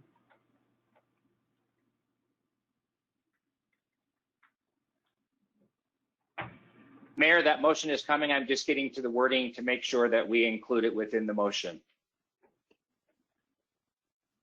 Apologize for the slight, oh, actually I have it as a hard copy too. Move to approve the short form agreement with Interstate between owner and engineer for professional services. Second.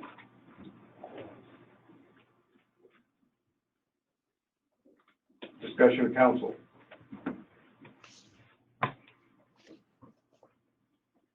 Dave? Mayor, pending approval from the pool committee, I would like to propose an amendment on the second page under the additional services. As I listened to the discussions earlier from all different sides, I think what I understand is that we need to add the wording that will include a cost estimate, which was in the previous agreement, which by the way wasn't just considered, it was actually approved. I'd like to add the word cost estimate, and I think if we strike the word minor from the references to the bathhouse, that just says, so what we end up with is cost estimate for renovations to the bathhouse. I think that includes the understanding that it needs to work in conjunction with phase 1, and I would offer that and be interested in the pool committee's input if that will address their concerns. That's a thumbs up, Dave. We have a motion on the table and it's been seconded. Any other discussion on council? I move to amend additional services to strike the word minor from bathhouses and add the word include a cost estimate. Second. Any discussion on the amendment? Teresa? I believe that does clarify, and then I'd like to understand from Jim if that clarifies that a portion of phase 2, including the plumbing and things that you need to move the pool itself along, phase 1, phase 2 is understood there, and That's it. gives Just the wording, and it's still gonna do the same thing, yes. Right. Any other council discussion? Discussion from the public? Al? I don't need to go, but I thank Councilman Dave. I think that helps us clarify and get some specificity that we need. And we're supporting moving forward and getting this thing done. I'm sorry? Yeah, and we definitely want to be involved going forward and in future planning. I hope you got that message pretty clear. Any other comments from the public? Let's have a roll call vote on the amendment. Kelly, No. Eaton, Yes. Lyman, Yes. Mahan, Yes. Westwood, Yes. Whistler. Yes. Okay, we'll go back to the original motion. Any comments from council on that, the original motion with the amendment? Council from the public?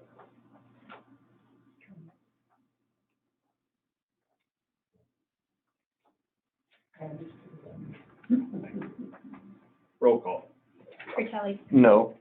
Eaton, Yes. Lyman, Yes. Mahan, Yes. Westwood, Yes. Whistler. Yes.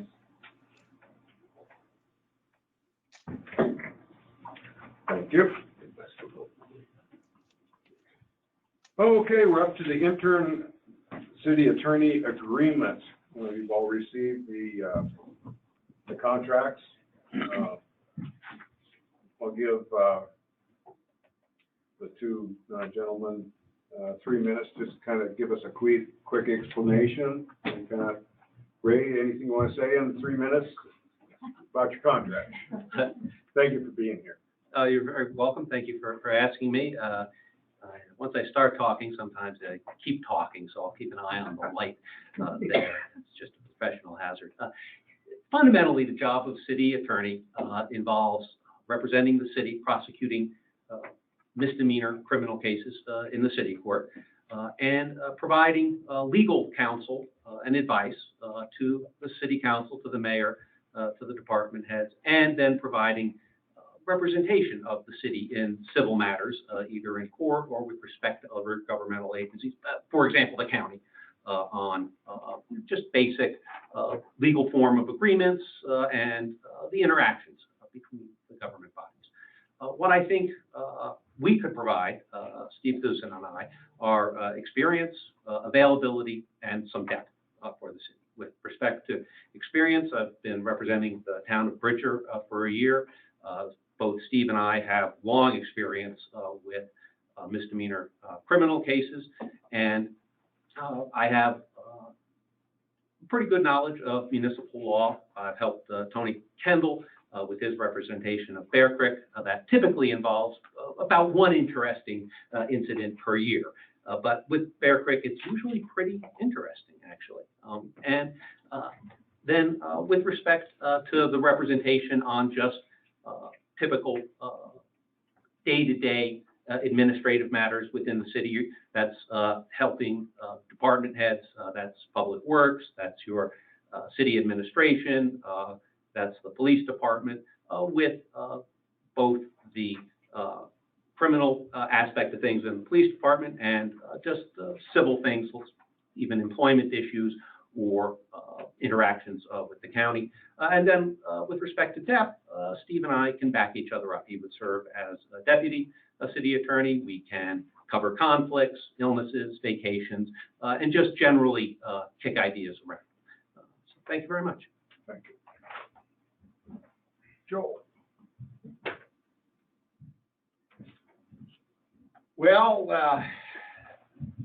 I've given this man a high recommendation because he's a very, very good lawyer. And I want everyone to know that. I was asked to provide a written proposal that would not include the civil representation and would exclude me from consideration for the full-time position. I don't know what the thinking was, but that's what I did. And the agreement that I've proposed would not cover the same scope of services that Ray and Steve Thusen would propose. I just want to make a couple of things clear. One thing that I proposed is that the city provide an office here in City Hall for the files, because I think the files for the criminal cases should stay here for a lot of different reasons. And the access should be for the police department and for the prosecutor.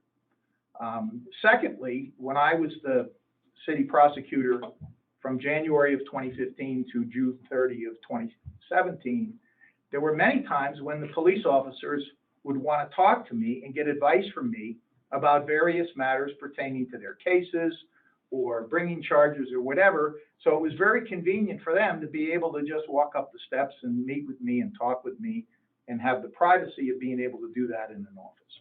However, I do maintain my own office and I maintain my own equipment. When I was the city prosecutor last time, I did pay for some equipment that I brought and had up there just because it was more convenient to have it available. Another thing is Diane Barris. These guys will tell you she's great.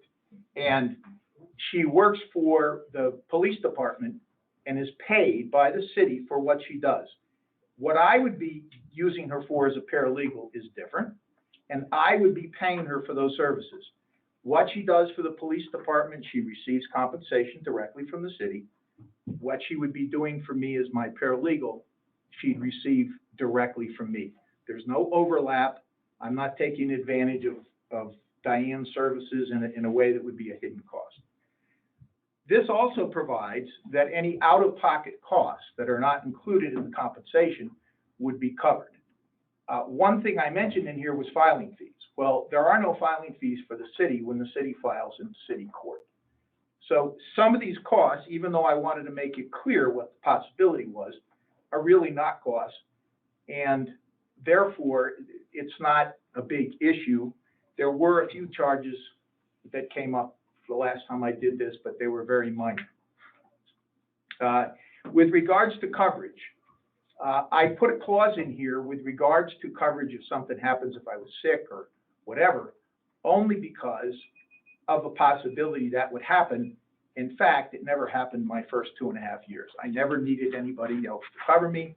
Most of you guys know I'm around this town maybe too much sometimes, and I'm available. So what I addressed in here was what I was asked to address. And I would look forward to the opportunity because I enjoyed working with the police, and I enjoyed working with the oldest graduate of the police academy in Montana as well. So, and I thank the council for its consideration. Thank you.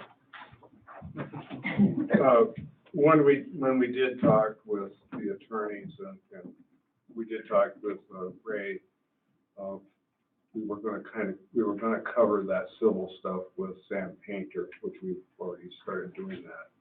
So just keep that in mind. Just in this interim, that we're going to keep that split up a little bit. The main thing was to get prosecutors to try the cases that are time sensitive. So I will entertain a motion from the floor.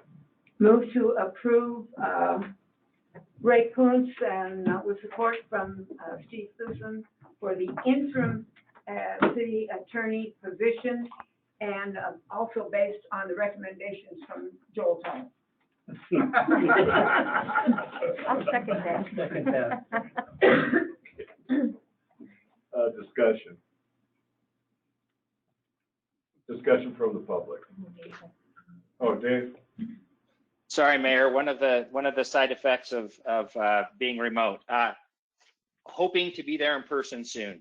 I have a question. There were two proposals in Ray's two kind of approaches outlined in Ray's proposal. The first was a monthly flat fee, which, if estimates are correct, probably gets us a billing rate of $130 to $150 an hour. The second was a little bit higher rate, but also a little bit more variable, which I think would give us an opportunity to evaluate and decide where we need. The one thing that I was happy to see is that his estimate of 50 to 60 hours per month was in line with the last study produced by the Government Resource Center, where they said cities of the third class average 15.5 hours per week. But the question that I had, and maybe it doesn't apply if what we're going for is the first agreement, which, as I read it, I understand to be terminated with basically reasonable notice from both parties. But if we were to go with an hourly basis, I'm kind of curious what the rules of engagement would be. So to make it real as an example, I have an interest in picking up the conversation that we had on the ordinance describing the duties of the police commission. And I'm just curious what the rules of engagement would be if we were to go with one of these two approaches. How would council interact with the city attorney? And like I said, maybe less an option if it's a flat rate. Certainly needs to be a consideration if we're going with an hourly rate. So whoever's contract is ratified tonight will be the prosecuting attorney. So really no need for council to work with the prosecuting attorney. That's all between the police department and the judicial part of that. As far as the civil part of it, Sam Painter is, like I said, already on board, and that would just be a matter of going through Lonnie or myself to get permission to, or give us what you need, and we can forward that on to Sam Painter. Hope that clarifies that. So my understanding is, per your comments, and I appreciate the clarification, that while So now we need to revisit these numbers because Ray Kuntz's number included both the municipal and the prosecutor as I read this proposal that's in front of us. It included both services. What I'm hearing you say is that you're going to extrapolate from this the municipal civil part and send that to Sam Painter. To me, that would indicate that we would need to modify the hourly estimate and the flat rate. Ray, do you want to speak on that, please? Certainly, I think Dave's point is entirely well taken, and that's why I proposed the hourly rate of 180, which, because the flat rate was predicated on the entire ball of wax, civil and criminal. I believe that, especially on an interim basis, just a rate of $180 an hour, which would just be billed monthly. You'll get a bill that says what I did, when I did it, how much time it took, and how much it cost. That's terminable at any time, either if you decide on someone else for the full-time position, let's call it, rather than permanent, or decide that you just want to hire someone else. That's what I would suggest is the 180. Okay. Does that answer your question, Dave? It does, and I think when we get back to the official, as I understand it, then I would propose that we modify the motion that what we're accepting is Ray Kuntz at the hourly rate as needed, rather than the contract as proposed, which was, to use the technical terms, the whole ball of wax.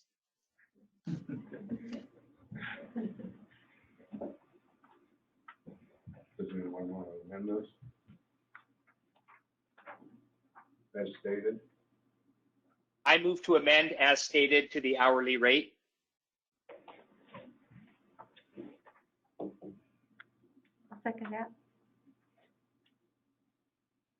Discussion on the hourly rate? I guess that's the only way to move forward if we were to work with Ray Kuntz. This flat rate wouldn't apply, the $8,000 a month. I would just like to. Sorry. Go ahead. I would just like to add my understanding that the mayor is well within his position as mayor to select an attorney and move forward for these services, whether that be Sam Painter, whether that be Ray Kuntz. I believe that to be within his duties as mayor, and in fairness, maybe really doesn't even need action by this council other than as an action of support. But I think only when it involves a contract does it require the approval of council. So I would offer the option to you, Mayor, that maybe what we do is modify this as just a show of support, or that you just take it on within your executive powers to hire somebody out to address these services. As you know, any contract has to come before council. This was a way of offering both contracts at the same time due to the time sensitivity that we have in some court cases.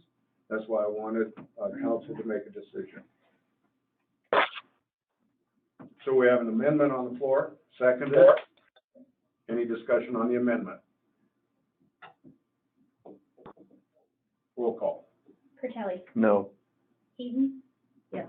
Lyman. Yes. Mahan. No. Westwood. Yes. Whistler. Yes. Okay. Back to the original contract. We have a motion and a second. Any discussion? Roll call. Curtelli. Yes. Heaton. Yes. Lyman. Yes. Mahan. Yes. Westwood. Yes. Whistler. Yes.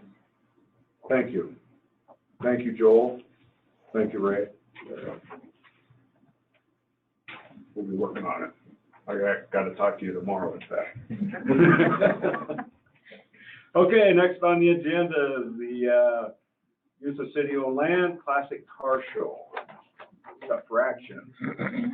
Who wants to lay it out? Pardon? I need to go up here. You can just stand. No, we want you to be at the podium. So Dave wants to be able to see you, that's right. Oh, okay. Yeah. Jody Ronning with Market 55 and myself. I'm Sherry Weimer with the Red Lodge Chamber. We're putting the car show on this year. The previous folks decided they weren't going to do it anymore. And we've worked so hard as a community to build Red Lodge into a real destination to help our business.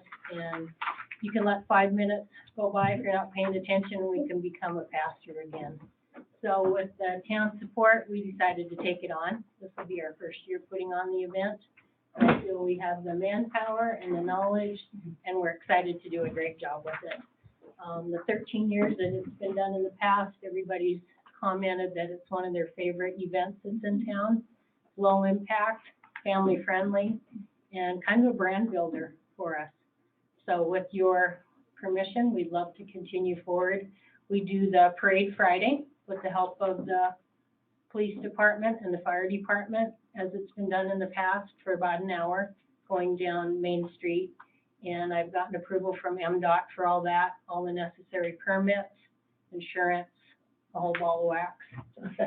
And then on Saturday, we close down 10th through 12th streets, just the side streets to the west, for extra parking for some of the cars. And that's when we'd hold our event. We do close 10th Street. It is in the packet, but it wasn't on the agenda, to close 10th Street on Friday night because we'll have registration and a barbecue there. But it was in the packet, but it didn't make it on the agenda. Yeah, it's in all your information lined out for you. I don't know what happened there. Same as it's been done the past 13 years. We're following their path. Very good. All right, entertain a motion. Move to approve the use of city-owned land permit for the Chamber of Commerce for the Classic Car Show. Second.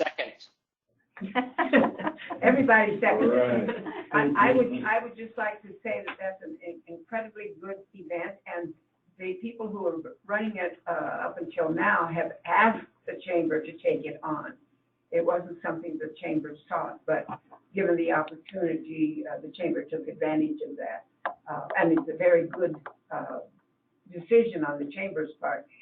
The car show has become about the third largest or fourth largest event for the city. Rodeo parades and rodeo is still number one. Then the Fairtooth Rally, maybe? Yeah, the rally, and then the Christmas stroll, and then the car show. So we need all the help we can get to bring money into Red Lodge.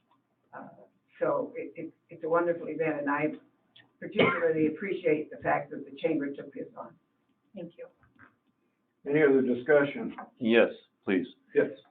Did I see a letter today from MDOT indicating that 212 will be closed for 1 hour?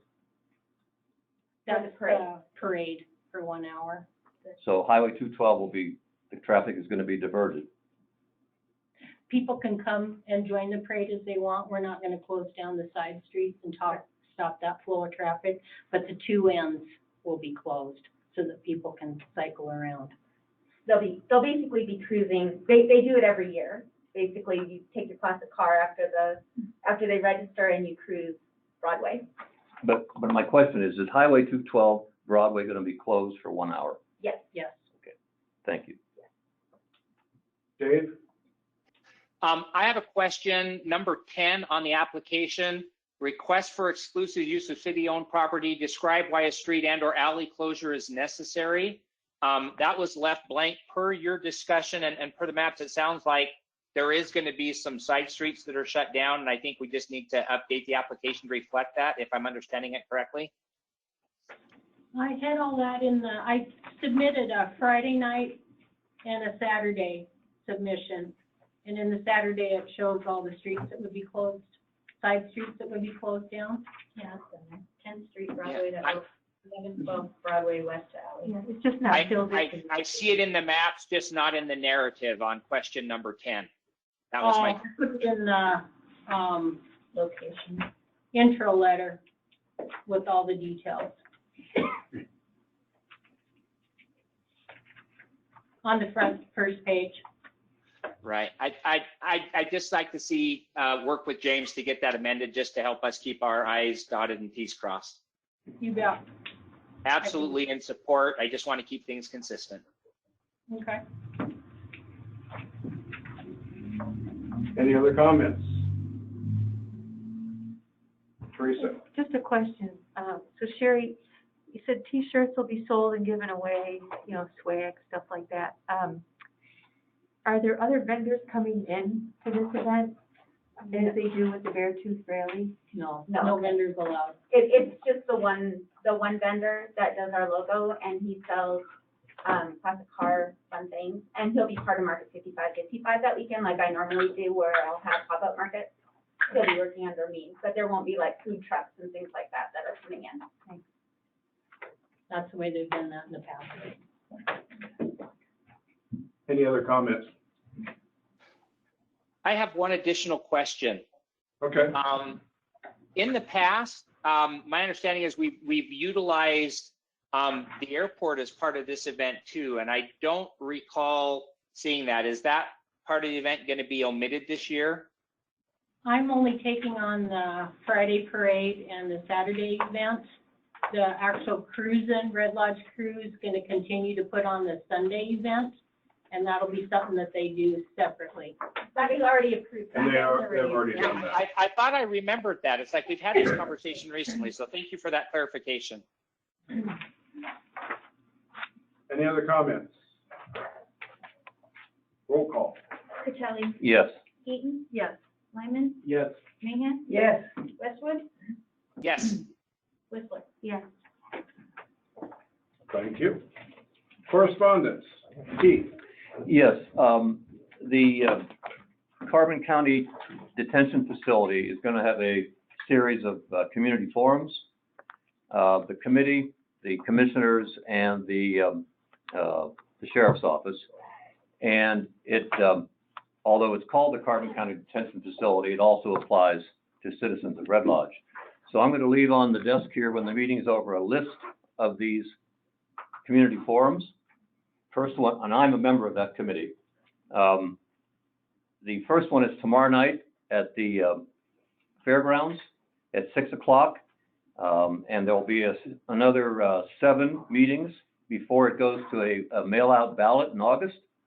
And it will affect everyone in the county as well as Red Lodge. And I urge everyone to get as much information and education as you can on it. It's a vital component, in my opinion, but everyone will be able to decide for themselves at the with the ballot box or the mail-out ballot. And I urge everyone to attend one of these forums. Thank you. Any other correspondence? I think we all got a ton here lately. So, like I said, we forwarded everything we could up till noon today, make sure that everybody had that. Any other correspondence? No? Anything? Kelly, do you want to take us to item number 14 on the list? It's called adjourn. Oh. I knew you didn't have to start with. This is the easy thing to do. Would you like to move to it? I would like to move to adjourn the meeting. Okay. Second. All right. Thank you, everybody. Meeting adjourned. Thank you Call for the bringing that out.